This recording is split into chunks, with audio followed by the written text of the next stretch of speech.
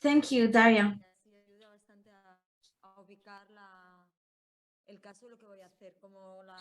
I think you've set the context because my presentation has to be very short. So can you please put on the screen my PowerPoint?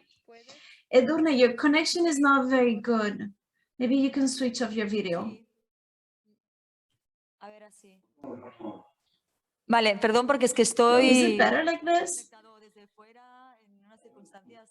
I am sorry because I'm not where I should be and my circumstances are definitely far from ideal. I think someone has a microphone open anyway. I hear noises. Can you please show the second slide? Perfecto. Bueno, esto es una introducción.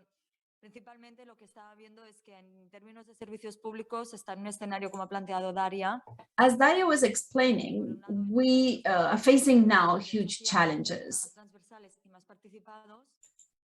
The systems need to be more horizontal. They need to be more participative.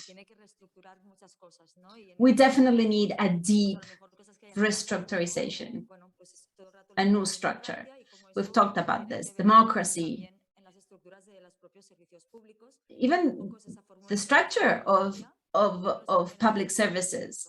Daria has already explained it. So if you don't mind, I'd like to go into the details. Can you please show slide number 8? I would like to focus on the water observatories. I will try to explain why they're important. It's slide number 8. Go ahead, go ahead. A little bit more. I won't have time to go over all this. I thought it was important to understand, but can you go further? Next one. This one. Oh no, the one before, I'm sorry, the one before. Why are water observatories important?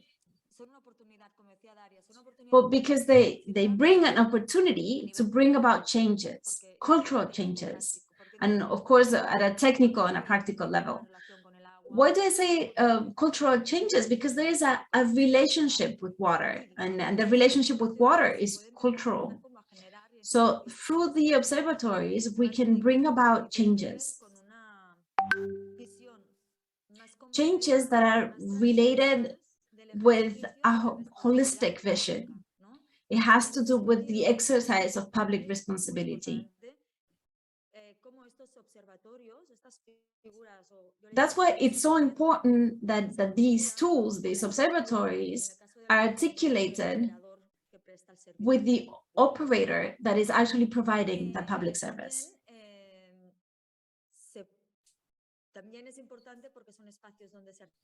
It is also important because there are many different agents that are involved. And it also has the capacity to respond to the different challenges and needs that come up in different communities and different contexts. In Terrassa, we've seen the capacity that we've had to create specific voluntary points working with the community and with the public administration. So last week, we managed to approve a document, and it's quite a detailed document to help people in a vulnerable situation. So this is an example of that capacity that we have to adapt to new circumstances. Our observatory, when it was established, took on many lessons that came from different experiences, from previous experiences. And I'll try to explain in the next slide how and why we managed to bring about those cultural changes. And I'm showing all this because I'd like you to understand that these observatories are meaningful in so many different ways. And I'm talking about my specific case But although they're not participatory structures, they are there to create a vehicle between society and government and administration management. And they can actually, as I was saying, bring about real changes. I'd like you to understand that we're talking about a very specific example. In this case, we're talking about water, but it can also be replicated and reproduce in different sectors, because all these changes can also be achieved in different sectors. So, as I was saying, observatories are not a participatory space. The objective of these observatories is to be part of the decision-making mechanisms. They actually propose information, data, that is not horizontal, that are not vertical, that don't come from top to bottom. It just provides information at different layers. It is the result of shared work, and it has provided for a very quick adaptation to the different needs of the community. So you see how mainstreamed it is. So it is a tool for transformation, and it can really help create new policies that improve the quality of democracy.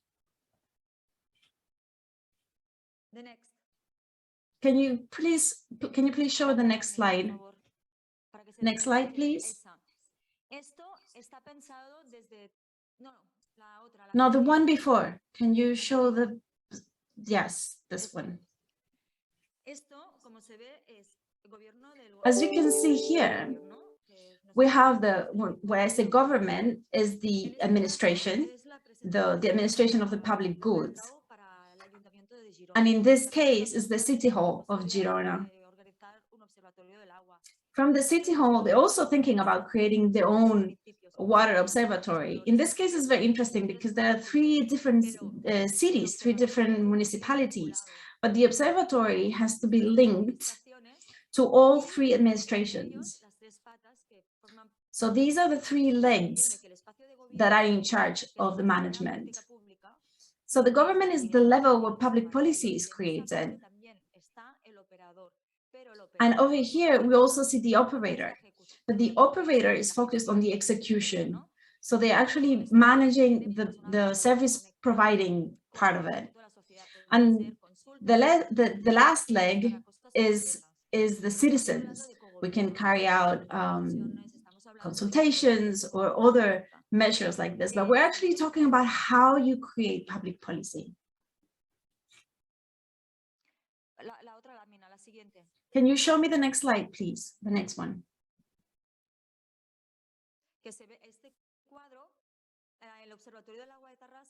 Here you see our water observatory.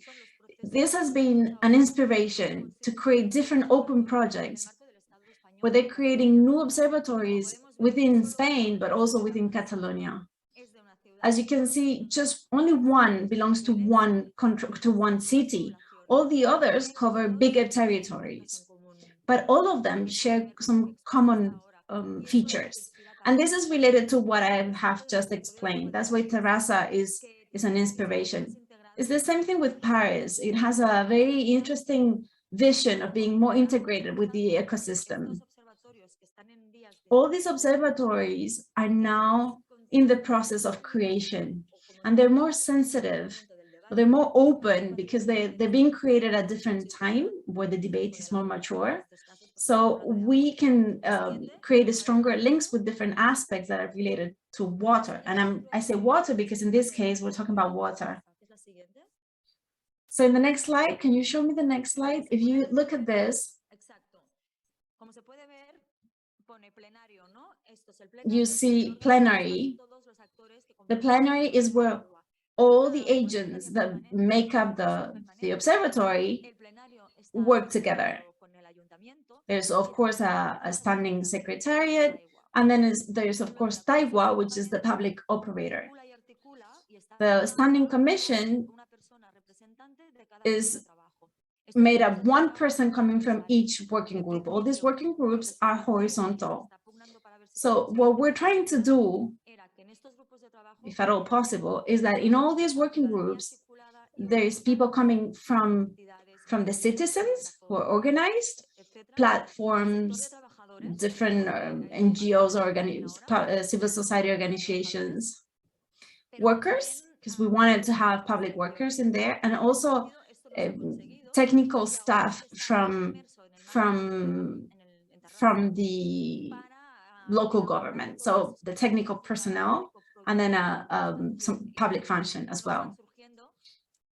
Now we're trying to create some new synergies because it's not really actually still working very well, but we're trying to normalize all this process. We're trying to set up a real methodology that allows all this to flow. We understand, though, that what we're proposing is a really deep and radical change of how we manage and how we conceive public services. So what we're seeing is that there are some claims, there are some concerns, and we want to do things in a certain way, but then when we actually try to do it, try to put it into action, it's very difficult because there are different languages, different ways of understanding how it should work. So that's where we are now. We think that this year we'll see some very, very interesting work, very high quality through this horizontal approach. Can you show me the next slide, please? You can see here who is in the plenary. You can see they're also workers.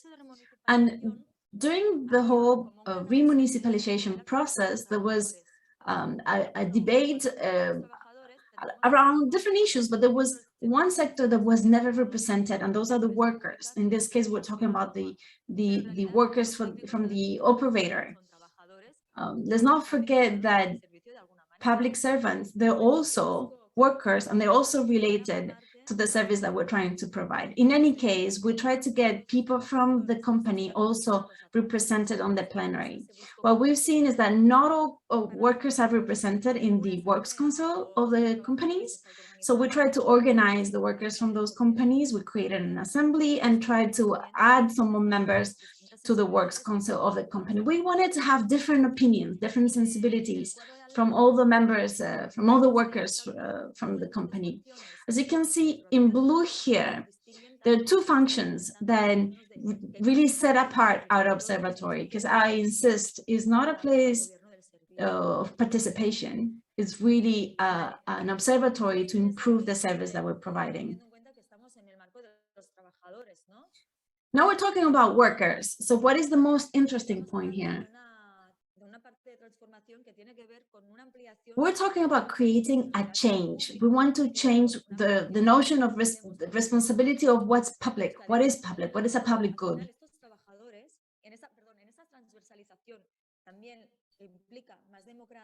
So when we're talking about a horizontal approach, right? So that means that it has to be a more democratic approach. And that means that citizens need to play a more active role. They need to be there. They need to be present. They need to be active. They need to be defining public policies. And in particular, when we talk about sharing about common work, but for some reason, we weren't taking into account those workers. They weren't there for different reasons, and the reasons that are usually related to the dynamics, to the different relationships. But by nature, they should be there because they have all the knowledge about the service. So what we were trying is to reach a wider range of actors, because we wanted to integrate their knowledge, their skills. And in our particular case, Taiwa, the public company, the company that was providing the service, some of them are really technical stuff, but some others are reviewing the state of the facilities. Some are managing the accounts. So it's different fields of the same service that they're providing. And it's very interesting to have all this knowledge in the meetings, because when we're sitting down together at the table, trying to figure out new public policies, of course, we need lawyers there. We need people who know the laws, but we also need to have technical people there, because they can say, all right, we understand the idea, we need to put this in, but because the service works this way, maybe we can find a different solution. So if those agents are not there at the table, there are some issues that would definitely probably not work. Of course, you maybe move faster, but then it doesn't work when you want to apply it. I've been working with Girona lately, I've already told you, and this will be my last comment. We're trying to create new tools to regulate the new policies. So I was talking at some point with the representatives from the Works Council in Girona, and they came up with new ideas. They were saying what workers can actually bring on to those services. They were talking about training, how to better structure the information that you need. They were talking about how maybe you can work with citizens around training. They were even talking about creating a new work group to identify the needs in all possible ways. They were talking about labor needs, yes, and labor conditions, but they were also talking about how to apply, how to measure, or how we quantify the quality of the service. So to sum up, if you can show me the next slide, you'll see the conclusions. This one, thank you. So what are the four main ideas of what I've said today? First of all, the possibility to actually replicate what we've done. I understand that in many different places in the world, because we have different conditions and different contexts, it is very important that you can adapt. You need to work taking into account your own circumstances. So all these mechanisms need to be able to adapt, and not only to the different structures of the state and jurisprudence, but I'm also talking about the needs of the communities. It's also a space and a tool that is not only limited to water. As I was saying, it is possible to adapt something like this to other industries, other sectors. Water is, of course, interesting from an environment point of view. We've talked about the challenges. We all know about the challenges that we have with water. And number 4 would be using this as a tool for a social and ecological transition. And this is I'm going to leave it here, but I have so many more ideas. And if I don't leave it here, I could be speaking for hours.